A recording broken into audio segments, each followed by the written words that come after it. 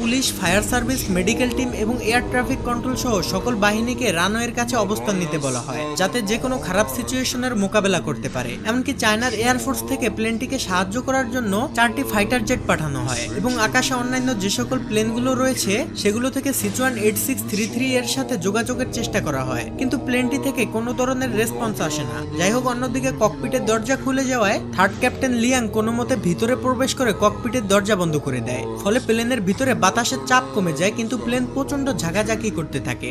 Liang ককপিটে ঢুকে দেখতে পায় ক্যাপ্টেন লিও ঠান্ডায় প্রচন্ড কাঁপছে আর অক্সিজেনের অভাবে কো-পাইলট জু অজ্ঞান হয়ে যাচ্ছে। লিয়াং তখন ককপিটে থাকা অক্সিজেন মাস্ক বের করে ক্যাপ্টেনদের পরিয়ে দেয় এবং সে নিজেও পরে নেয়। এরপর লিয়াং কন্ট্রোল রুমের সাথে যোগাযোগ করার চেষ্টা করে, কিন্তু সে বুঝে যায় রেডিও কানেকশন বিচ্ছিন্ন হয়ে গিয়েছে।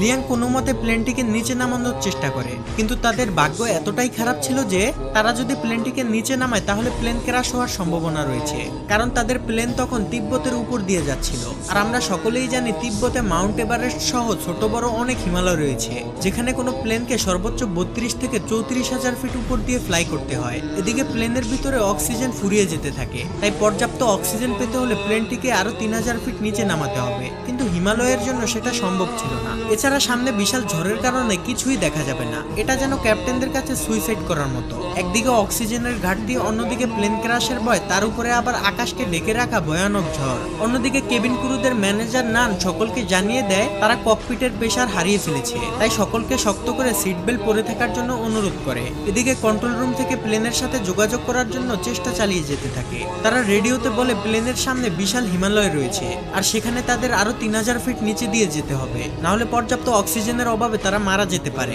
ক্যাপ্টেন লিউ তার সর্বোচ্চ দিয়ে প্লেনকে কন্ট্রোল করার চেষ্টা করে। সে প্লেনকে যতটা সম্ভব নিচে দিয়ে চালানোর চেষ্টা করে, এমনকি ককপিটে প্রচন্ড বাতাস এবং বরফের টুকরার কারণে সামনে কি আছে সেটা দেখা অসম্ভব হয়ে পড়ে। অন্যদিকে সোশ্যাল মিডিয়ায় এই খবর ভাইরাল হলে প্লেনের ভিতরে থাকা যাত্রীদের আত্মীয় স্বজনরা এয়ারপোর্টে এসে কান্নাকাটি করতে থাকে। এদিকে প্লেনের মধ্যে থাকা যাত্রীরা তাদের ধৈর্য হারিয়ে ফেলেছে। তাদের মধ্যে একজন প্লেনের কি হয়েছে সেটা দেখার জন্য ককপিটের দিকে যেতে থাকে। এটা দেখে কেবিন ক্রুরা তাকে বাধা দিলে সে একজন এয়ার হোস্টেসকে খাবারের টলি দিয়ে আঘাত করে। তখনই সেখানে কেবিন ক্রুদের ম্যানেজার নান আসে আর বলে, আমরা সকলেই জানি তিব্বতে ছোট বড় কত হিমালয় রয়েছে আর এখানে প্লেন নিচে নামানো ঝুঁকিপূর্ণ, এতে প্লেন ক্র্যাশ করতে পারে। যাই হোক না কেন আপনাদের পাইলট এবং আমাদের উপর ভরসা রাখতে হবে। এই সকল সিচুয়েশনের জন্য আমাদের সর্বোচ্চ ট্রেনিং দেওয়া হয়েছে, তাই আপনারা যদি এভাবে বিশৃঙ্খল করেন তাহলে আপনারা নিজেদের মৃত্যু নিজেরাই ডেকে আনবেন। নানের কথা শুনে যাত্রীরা কিছুটা শান্ত হলেও তারা প্রচন্ড ভয় পেতে থাকে। এদিকে ককপিটের মধ্যে লিয়াং যতটা সম্ভব লিউকে গরম রাখার চেষ্টা করে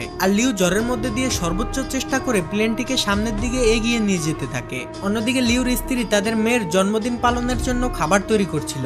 তখনই তাকে কেউ একজন ফোন করে লিউর বিপদের কথা জানায়, ফলে সে আতঙ্কিত না হয়ে তার মেয়েকে সান্ত্বনা দিতে থাকে, কারণ তার অগাধ বিশ্বাস তার স্বামী প্লেনটিকে সঠিকভাবে ল্যান্ড করাতে পারবে। এদিকে লিউ প্লেনের ভিতরে আস্তে আস্তে অজ্ঞান হয়ে যেতে থাকে। সে তার চোখের সামনে দেখে তার স্ত্রী আর মেয়েকে নিয়ে সে একসাথে জন্মদিনের কেক কাটছে, কিন্তু তখনই লিয়াং লিউকে জাগিয়ে দেয়। এরপর লিউ দক্ষতার সাথে ওই কালো মেঘের মধ্যে দিয়ে প্লেন চালিয়ে নিয়ে যেতে থাকে। কন্ট্রোল রুমে থাকা সবাই রাডারে দেখতে পায় প্লেনটি ঝড়ের মধ্যে সব থেকে বিপজ্জনক জায়গা দিয়ে যাচ্ছে, যেখান থেকে বেঁচে ফিরা প্রায় অসম্ভব। তারা সকলে যেন নিস্তেজ হয়ে একটি সিনেমা দেখছে। কন্ট্রোল রুমের ম্যানেজার বলে এখন সবকিছুই পাইলটের হাতে, এমনকি বাইরে যাত্রীদের আত্মীয় স্বজনরাও তাদের জন্য দোয়া করছে। এদিকে প্লেনের ভিতরের পরিস্থিতি আরো খারাপ হয়ে যায়। প্রচন্ড ঝাঁকুনির কারণে প্লেনে থাকা যাত্রীদের ব্যাগগুলো তাদের গায়ের উপরে পড়তে থাকে। ঠিক তখনই প্লেনটি হঠাৎ রাডার থেকে অদৃশ্য হয়ে যায়। এটা দেখে কন্ট্রোল রুমের সবাই হতভম্ব হয়ে যায়। সবাই মনে করে প্লেনটি হয়তো ক্র্যাশ করেছে।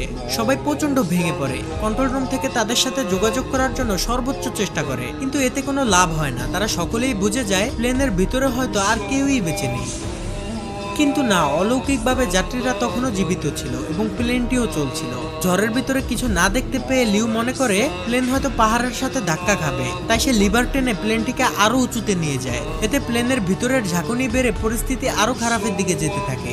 লিউর মাথায় তখন একটা জিনিসই ঘুরছিল যে প্লেনের মধ্যে থাকা 19 জন যাত্রী এবং সে সহ 9 জন ক্রু মেম্বারের জীবন এখন তার হাতে, অর্থাৎ 128 জন মানুষের প্রাণ হাতে নিয়ে লিউ তার সম্পূর্ণ অভিজ্ঞতা দিয়ে প্লেনটিকে কন্ট্রোল করতে থাকে। মৃত্যুকে কাছ থেকে দেখা যাত্রীগুলো এখন তাদের মনের কথা বলতে শুরু করে। অনেকেই জীবনের শেষ ভিডিও বানায় তাদের প্রিয়জনদের জন্য। আর কিছুক্ষণের মধ্যেই প্লেনটি ঝড় থেকে বের হয়ে আসে। লিউর অনেক চেষ্টার পর পরিস্থিতি স্বাভাবিক হতে শুরু করে। এরপর ক্যাপ্টেন লিউ প্লেনটিকে অনেক নিচুতে নামিয়ে আনে, যেখানে পর্যাপ্ত পরিমাণ অক্সিজেন রয়েছে।